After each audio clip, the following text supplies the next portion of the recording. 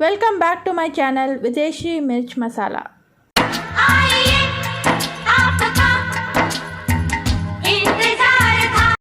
तो कैसे हैं सब लोग? बढ़िया चल रहा है? कोरोना से सब परेशान है ना? क्या करें, कहाँ से आ गई ये मनहूसियत पता नहीं।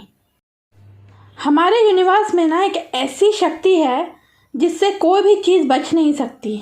ये अपने अंदर हर चीज़ को समा लेती है और फिर उसका कुछ पता ही नहीं चलता है कि वो चीज़ गई कहाँ। साइंटिस्ट इसे ब्लैक होल कहते हैं। ब्रह्मांड में कई बड़े बड़े ब्लैक होल इन लोगों ने खोज निकाले हैं।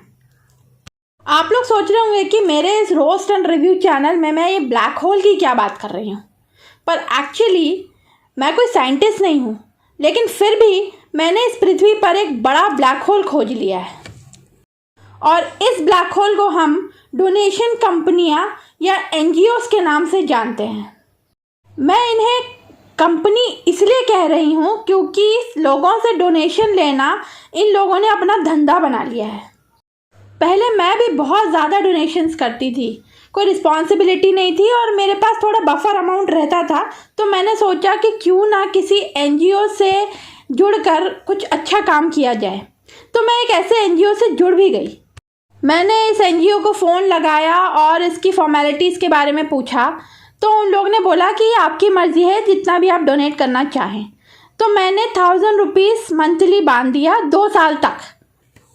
2 साल पूरे हो गए, मैंने पूरा अमाउंट मेरे अकाउंट से मंथली डेबिट हो जाता था, लेकिन कुछ महीने बाद मैंने ऐसे ही अपना अकाउंट चेक किया तो वो 1000 रुपये मंथली अभी भी कट हो रहे थे, मतलब 2 साल के बाद भी कट हो रहे थे।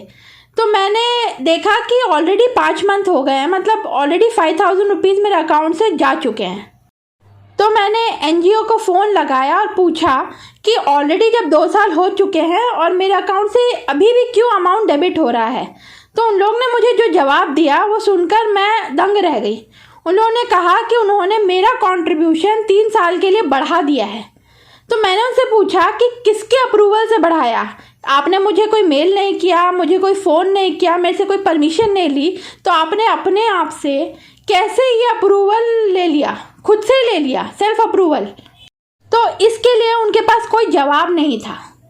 ये सुनकर ना मुझे बहुत गुस्सा आ गया। इसलिए नहीं कि उन्होंने पैसे ले लिए, इसलिए कि उन्हें बिना पूछे मेरे से पैसे ले लिए। अगर उन लोगों ने 2 साल कंप्लीट होने के बाद मुझे एक कॉल करके कह दिया होता कि क्या आप ये एक्सटेंड करना चाहते हैं, तो मैं शायद खुशी खुशी राज़ी भी हो जाती और मैं वो 3 साल के लिए एक्सटेंड कर देती। पर उन लोगों ने ये जो बिना पूछे किया ना, उससे मेरा दिमाग ख़राब हो गया। ये डोनेशन मेरा ऑटो डेबिट के थ्रू जाता था, तो मैंने तुरंत बैंक को फ़ोन लगाया और उनको ये ऑटो डेबिट कैंसिल करने के लिए कह दिया। ये 1000 रुपये तो एक फिक्स्ड अमाउंट मेरे अकाउंट से मंथली जाता था, लेकिन मैं इसके अलावा भी बहुत सारे डोनेशंस करती थी। मतलब एक आध एनजीओ मुझे फ़ोन करके बोलता था कि इस बच्चे के लिवर ट्रांसप्लांट के लिए पैसे चाहिए, या उसे कैंसर है, या उसे कोई ऑपरेशन के लिए पैसे चाहिए हैं, ये 2 साल का बच्चा है, 2.5 साल का बच्चा है, 10 महीने का बच्चा है। तो जब वो बच्चे का नाम लेते थे ना, तो मुझे बहुत दया सी आ जाती थी कि यार अभी अभी तो पैदा हुआ है, अभी से इतनी मुश्किलें हैं, तो मैं कैसे तो भी दे देती थी पैसे। उन लोग मुझसे कहते थे कि 4500 रुपये शॉर्ट पड़ रहे हैं, 5000 रुपये शॉर्ट पड़ रहे हैं, प्लीज़ आप डोनेट कर दीजिए। तो उन लोग जो बच्चे का कार्ड खेलते थे ना, तो मेरे को बहुत दया आ जाती थी, तो मैं उनको ये अमाउंट ट्रांसफ़र कर देती थी। ये जो चलता था वो पहले 2-3 महीने में एक बार आता था ये कॉल, लेकिन बाद में ये हर महीने आने लगा ये कॉल। फिर आगे जाके महीने में 2-3 बार आने लगा ये कॉल। तो मुझे ना थोड़ा सा लगने लगा कि क्या चल रहा है। पहले ये कॉल किसी एक एनजीओ से आते थे, बाद में 2-3 एनजीओ मुझे फ़ोन करने लगे। तो मैंने उनसे सवाल किया कि आपको मेरा नंबर मिल कहाँ से रहा है। ये एनजीओज़ ना ये एक लिंक प्रोवाइड करते थे जिसमें उसमें बच्चे की डिटेल्स, उसकी फ़ोटो, उसका क्या क्या मेडिकल प्रॉब्लम है, वो सब दिखाते थे। और ऐसे एक पॉपअप जैसे आता रहता था कि ये बच्चा है, ऐसे डिफरेंट टाइप के बच्चे रहते थे।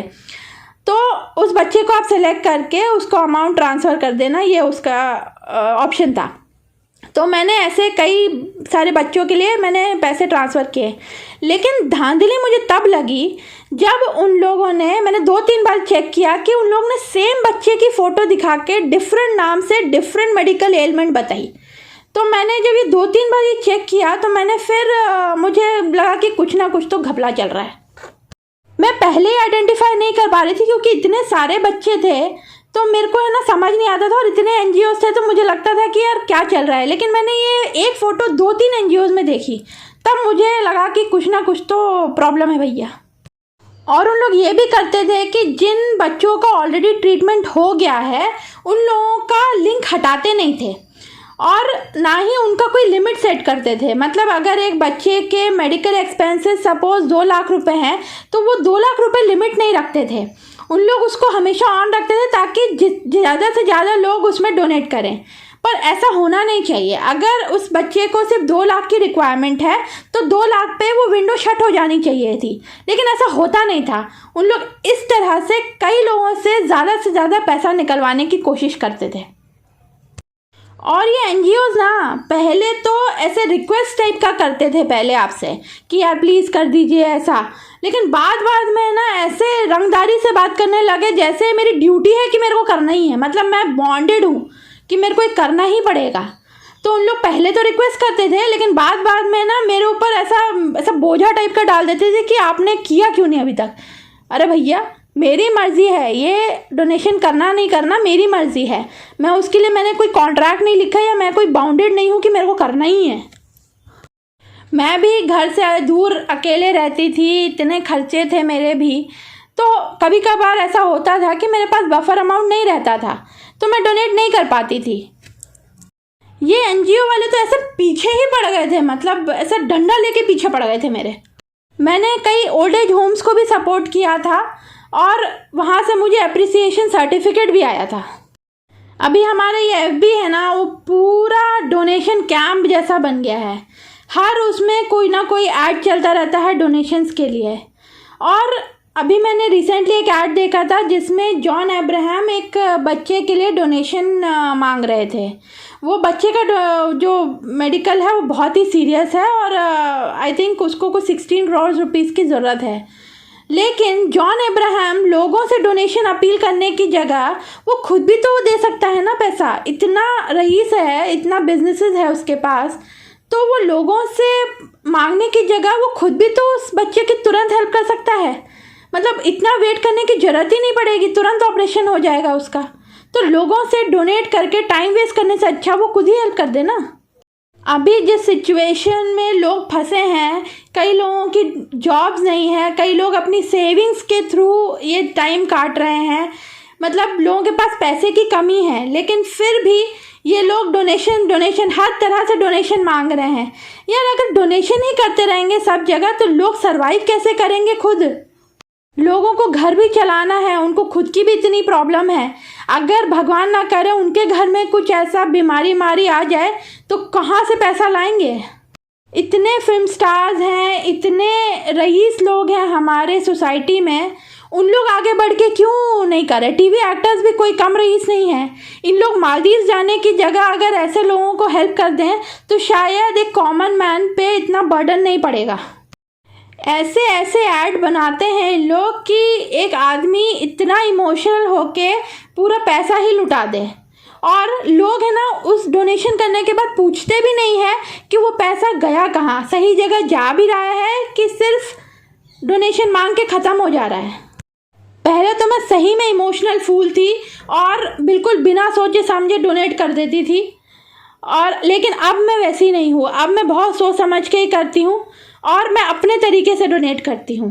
मैं जैसे अगर कोई रास्ते में गरीब मिल जाए तो उसे खाना खरीद के दे देते हैं, या हमारी कॉलोनी में इतने कुत्ते हैं मैं उनको रोज़ उनका रात का खाना दे देती हूँ, और कभी कभी अन्नदान भी करवा देते हैं हम लोग। इससे मन को शांति भी बहुत मिलती है।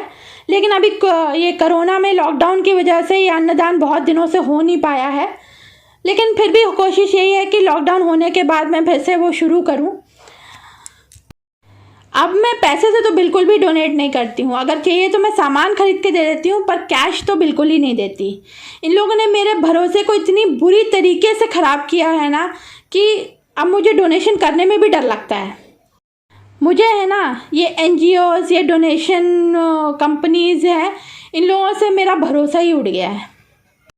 चलो बहुत ज़्यादा भड़ास निकाल ली मैंने, क्योंकि इतना ज़्यादा हर जगह ये डोनेशंस का ऐड चल रहा था, तो मुझे लगा मुझे अपना एक्सपीरियंस शेयर करना चाहिए, ताकि जो लोग डोनेशंस करना चाहते हैं वो सही तरीके से करें और अपने हिसाब से करें, जैसा आपको सही लगता है। चलिए आज के लिए बस इतना ही। आपको ये टॉपिक कैसा लगा प्लीज़ कमेंट सेक्शन में ज़रूर बताएं। इस वीडियो को लाइक करें और जो लोग मेरे चैनल पर नए आए हैं प्लीज़ मेरे चैनल को सब्सक्राइब करें और वो बाजू में दिया हुआ घंटा बजा दें, ताकि आगे आने वाली वीडियोस आपसे मिस ना हो। हम फिर मिलेंगे मेरे अगले वीडियो में एक और नए टॉपिक के साथ। अच्छा, तो हम चलते हैं। पिताजी।